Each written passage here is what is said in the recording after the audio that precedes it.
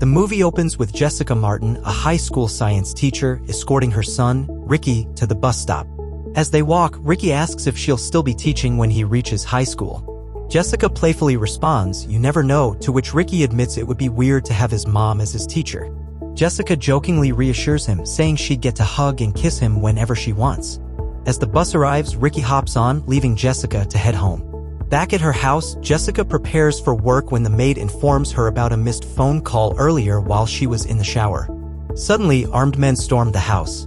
Chaos erupts, the maid is shot, and their leader, Ethan, orders his gang to search the house and haul Jessica into a van. She's kidnapped and taken to a remote location where she is locked inside the attic of an unknown house. Jessica, visibly shaken and terrified, watches as Ethan walks in with a hammer and smashes the attic phone, cutting off her chance to call for help. He locks the door, leaving her trapped. As she frantically scans the room for an escape, she notices that, despite being destroyed, the phone still has some flickering electronics working inside. The scene shifts to a crowded beach carnival where Ryan and his friend Chad are hanging out. That's when Ryan spots his ex-girlfriend, Chloe. Hoping for another chance, Ryan tries to impress her, but Chloe isn't convinced she's had enough of his reckless ways. Desperate, Ryan insists he's changed, prompting Chloe to challenge him, distribute flyers, and pick up t-shirts before the concert. A test of responsibility, or just another disaster waiting to unfold? Ryan hands the boxes to Chad, who initially refuses until Ryan reminds him about Chloe's gorgeous friend. Instantly, Chad changes his mind and Ryan drives off in his Jeep. Meanwhile, back in the attic, Jessica desperately tinkers with the shattered phone, trying to connect its wires in hopes of reaching someone. After hours of struggle, the phone finally connects to Ryan. Ryan, initially skeptical, questions how a kidnapper would allow a victim to have a phone. Jessica pleads with him, explaining she spent hours fixing the broken device just to reach someone. As Ryan hesitates, Jessica presses him, asking for his name and begging him to spare just 10 minutes to get the phone to a police officer. The story cuts to Officer Mooney, a seasoned cop on the brink of retirement, dreaming of quitting the force to open a day spa with his wife. Ryan arrives at the police station and hands Mooney the phone. The officer jots down Jessica's home address but is forced to cut the call when a fight breaks out. He instructs Ryan to take the phone to the detectives on the 4th floor. At that moment, Ethan returns to the attic. Jessica hurriedly hides the phone wires under a cloth, bracing for whatever comes next. Still on the line, Ryan overhears everything as Ethan interrogates Jessica. She doesn't know the answer he's looking for, so Ethan delivers a chilling threat: they're going after her son, Ricky, next. That's the moment Ryan realizes this isn't some prank, Jessica is in real danger. Panicked, Ryan races toward the 4th floor of the police station to get help, but as he climbs the stairs, the phone signal weakens. If he loses the call now, Jessica's only lifeline disappears. Meanwhile, Jessica watches in horror through the attic window as the kidnappers drive off in her car, heading straight for Ricky's school. She urgently gives Ryan the school's address, begging him to get there first. As Ryan rushes to the school, Jessica questions everything. Why is this happening? She's just a teacher, her husband's just a realtor, none of it makes sense. Ryan arrives, but finding Ricky proves harder than expected. He's never seen the kid before, and the schoolyard is crowded with students. Ryan scans frantically, but he's a second too late. The kidnappers grab Ricky. Determined not to lose them, Ryan steals the security guard's car and chases after them. But between heavy traffic and sudden roadblocks, he loses sight of the kidnappers. The worst part? His phone's battery is about to die. Thinking fast, Ryan cuts through a construction site, using a shortcut to reach a cell phone store. But there's a long line of customers and Ryan doesn't have time to wait. Grabbing the security guard's gun, he fires a warning shot, sending people scattering, and demands a charger for his phone. Meanwhile, Officer Mooney, still unsettled by earlier events, decides to investigate. Using DMV records, he tracks down Jessica's home address. Back in the attic, Ethan asks Jessica that her husband Craig had left a message for her to meet him at a place. Jessica swears she doesn't know the place, but when Ethan shows her Ricky through the attic window, threatening to kill him, she gives in. The location is a bar. Jessica, now realizing how deep this goes, tells Ryan they're all dead if Craig is found because they've all seen the kidnappers' faces. At the same time, Officer Mooney arrives at Jessica's house, but a mysterious woman answers the door, impersonating Jessica, reassuring him everything is fine. Ryan refuses to let them win. He tells Jessica he'll get to the airport first and intercept Craig before the kidnappers do. Jessica quickly describes Ethan's appearance, helping Ryan spot him in the crowd. Suddenly, a crossed phone connection happens. Jessica's line accidentally links to a lawyer talking to his mother. Ryan tracks the lawyer down, pulls a gun, and demands the phone, Jessica's only lifeline. Just as things start looking up, Ryan's stolen car is totaled in a collision. With no choice, he hijacks the lawyer's car and continues the pursuit. At the airport, Ryan arrives just as the kidnappers pull up. Thinking fast, he slips the stolen gun into Ethan's coat pocket, alerting security. It's over, right? Wrong. That's when the twist unfolds. The kidnappers aren't just criminals, they're cops.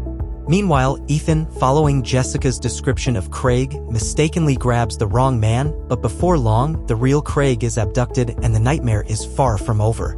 Outside, security tows away the Porsche that Ryan stole from the lawyer.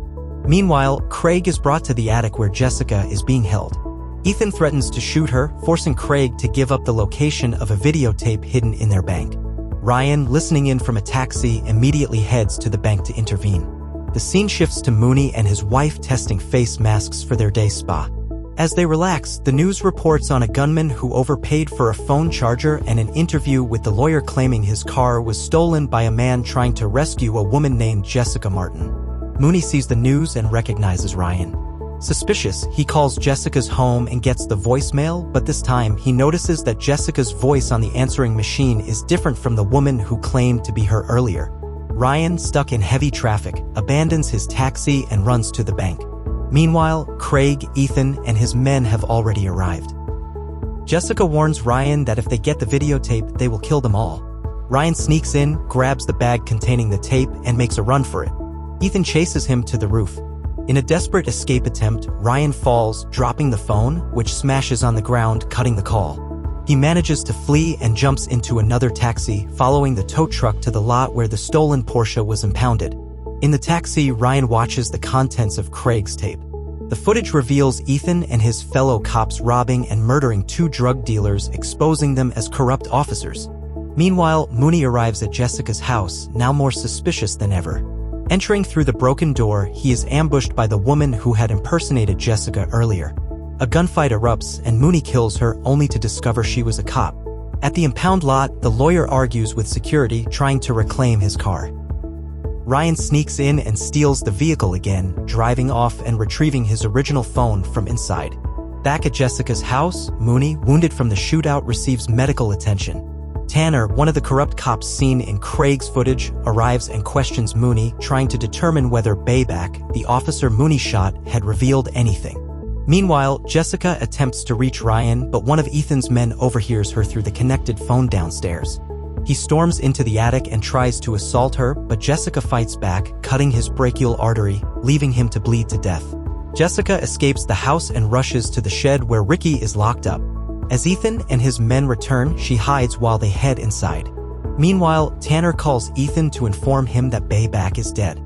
Ethan immediately orders his men to retrieve security footage from the bank to identify Ryan. Jessica breaks the side of the shed and frees Ricky. Ethan discovers his dead crew member in the attic and rushes outside with his men to capture Jessica. She and Ricky try to flee in the car, but Ethan stops them, threatening to kill Craig. Just then, Ryan calls Ethan. He offers a deal: free the Martin family in exchange for the videotape. Ethan agrees, setting the exchange at Santa Monica Pier. He contacts Tanner and tells him to bring Mooney to identify Ryan, and Mooney complies without hesitation. Ryan arrives at the pier wearing a hoodie to stay unnoticed. Soon, Ethan and his men show up. Ethan displays Jessica, proving she is alive, and demands the tape. But Ryan refuses to hand it over until the Martin family is released. That's when Chloe unknowingly exposes Ryan, allowing Mooney to identify him. Tanner sends Dimitri to assist Mooney with medical aid while personally escorting Ryan to Ethan. Ethan destroys the videotape evidence. Over the radio, Tanner gives the order to kill the Martins, though Deason suggests waiting until they reach the safe house. However, Mooney overhears the transmission from Dimitri's radio and realizes Tanner is involved in the kidnapping. Acting fast, Mooney fights Dimitri. Meanwhile, Chad unintentionally creates a distraction, giving Ryan the opportunity to jump into the water. Mooney subdues Dimitri as Ryan swims toward a boathouse under the pier. Tanner enters the boathouse searching for Ryan, but Ryan strikes first, knocking him out with a surfboard. Ethan, however, overpowers Ryan with his superior combat skills. Just as Ethan is about to finish him, Mooney arrives, gun drawn, ordering Ethan to stand down.